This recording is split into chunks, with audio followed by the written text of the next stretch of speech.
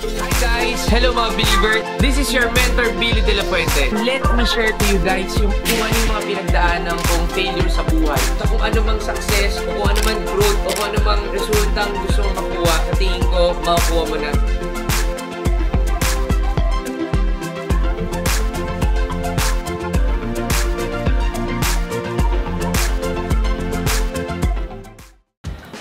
Natatanong mo na ba sa isip mo, bakit sa panahon ngayon, pinag-uusapan natin Unli? Diba? Sabi nung Unli, unlimited. Mahilig tayo sa unlimited baboy, samgyupsal, unlimited food, buffet, diba? Mahilig din tayo sa Unli data, Unli wifi, and marami pang Unli. Lalo na kapag ikaw isang anak, minsan ang tingin mo sa magulang mo parang unlimited ATM machine. Tama? Pero di lahat ng bagay, Unli. Pero merong isang Unli na pwede kong i-share sa'yo ngayong araw na to na dapat meron ka. Alam mo ano yun? Unli rice. Okay. Anong Unli rice? Hindi yung nakakapagpalaki ng tiyan o yung kanin, no? Unli rice na R-I-S-E. Unlimited dapat din yung pagbangon mo. Diba? Narinig na sa Facebook, bakit ka bumabangon? Ako, dati sagot natin is, wala tayong choice. 'Di ba? Pero habang tumatanda ka, habang tumatagal, nahanap mo yung purpose mo sa buhay. Bakit ka bumabangon? Bakit ka nagtatrabaho? Maraming mga questions na papasok sa ating mga utak. Ba't ba natin kailangan gawin yung mga bagay-bagay? Bakit mo kailangan mag-aral? Bakit mo kailangan magtrabaho? Bakit mo kailangan magnegosyo? Or, bakit mo gustong yumaman? Ikaw, nanonood ngayon, ba't mo ba gustong maging successful? Akala natin, when we talk about success, na nakikita natin sa labas, 'di ba? Na pagdedebatehan ng diskarte o diploma, wala namang bilang sa atin kung anong tama o mali. What's important is kung anong applicable at pwedeng gumana sa'yo. Pero at the end of the day, Unli rice pa din. Unli rice. Kasi if hindi ka bumabangon o hindi ka tumatayo every time nagkakamali ka o bumabagsak ka sa buhay, tapos na. It's game over. So, here's what I'm trying to say. Ask yourself right now, Unli rice, ba't ka ba bumabangon? Ba't mo ba kailangan lumaban? Bakit mo ba kailangan ipaglaban yung buhay mo at yung buhay ng pamilya mo? Kasi kapag itong tanong na to ay hindi mo masagot, paano mo pa kaya lalagpasan yung mga pagsubok na daraanan mo na normal na kadalasan na pinagdadaanan natin sa buhay? Yung mga pitfalls na kadalasan pwede mo naman sanang iwasan o pwede mo naman sanang talunan, pero ang problema, hindi tayo willing matuto. Alam mo, palagi yung sinabi, history repeats itself. And for sure, sa ating mga sarili, may kita rin natin na marami tayong paulit-ulit na pagkakamali na nagagawa at paulit-ulit na masamang resulta na na-experience kasi hindi natin kayang tignan yung mga bagay na dapat nating natutunan na pwede palang maging golden nugget para yung buhay mo ay mas lalong guminawa. Unli rice. Kung ang kanin nakakapagpataba at nakakapagpasaya, every time kumakain tayo ng kanin, anong feeling kapag ka nakarinig tayo ng 5 pisong kanin tapos unlimited rice? Di ba mapapatayo ka talaga sa upuan mo? So, ganun din yung Unli rice. Unlimited dapat yung pagbangon mo. Every time life gets you down, if it knocks you down, na straight ka, na uppercut ka, na elbow ka, di ba? Talagang nahilo ka, no? Tas lagapa ka na, binibilangan ka ng ref na 10, 9, 8, tas groggy ka na. For sure, na-experience mo na din yan. Yung tipong parang mga problemang bumubulaga sa'yo na hindi mo naman ine-expect na parang surprise na uppercut, tas bigla ka na lang tumumbalelong.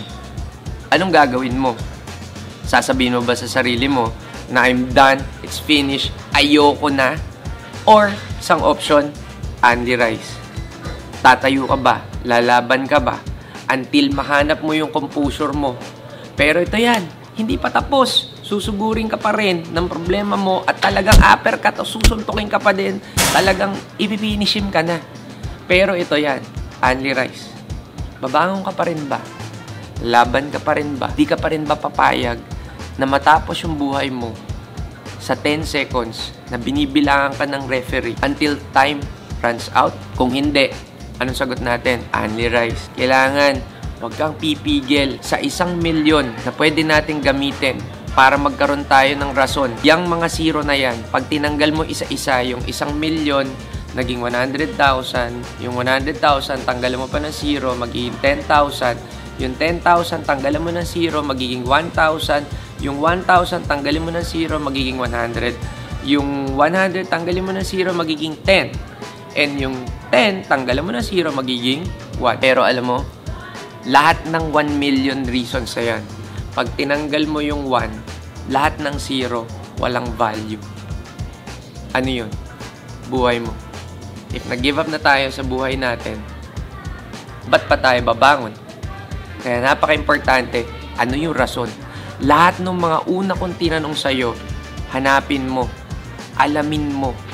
Huwag mo nang sabihin na bahala na si Batman kasi siya ay isang cartoon character. Huwag mo nang sabihin bahala na rin si Lord. Kasi bakit? Sabi nga, di ba, nasa Diyos ang awa, nasa tao ang gawa.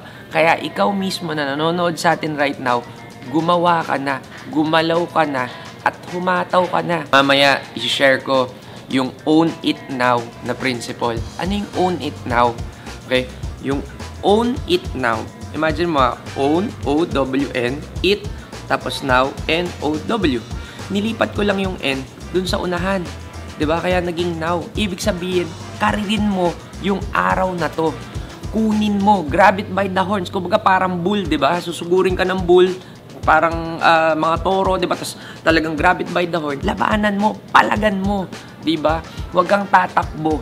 Kasi kapag ang problema tinakbuhan mo, pustahan tayo, hindi mo na matatapos. And ako mismo, hindi ko naman alam lahat, pero sinishare ko lang sa inyo through experiences. Kasi ako mismo, marami rin akong pinagdaanan, pagkakamali, pagsubok, pero at the end of the day, only rise. And when we talk about own, O-W-N, acronym yan. Anong isabihin nun? Overwhelmed with negativities or noise. Marami sa atin na-overrun tayo sa mga negatibo, sa mga noises, mga ingay. Kaya pati tayo, yung focus natin, wali. Pero kung if you own it now, yung now, anong sabihin yan? Network of winners. Alam mo, kaya ako tinayo itong YouTube channel na to kasi gusto ko mapalaki natin yung network natin na makakapagtulungan, 'di ba? Para lahat ng mga believers ay maging panalo, maging winners. And syempre, para mangyari yan, kailangan araw-araw mag-commit ka sa sarili mo na kahit anong mangyari, kahit magkamali ka, kahit mahirapan ka, kahit na sumusuka ka na ng dugo at pawis, no? Pati yung utot mo, dugo na rin lumalabas. Kailangan mong lumaban. Kailangan mong mag-decide kung bakit ka bumabangon. Kaya, huwag mong kalimutan, it's only rise. And with that, I hope marami akong na-share sa inyo. Don't forget to hit that like button. Comment ko anong natutunan mo. At the same time, share this to a friend. Maraming salamat. This is your mentor, Billy De La Fuente. Bye, guys.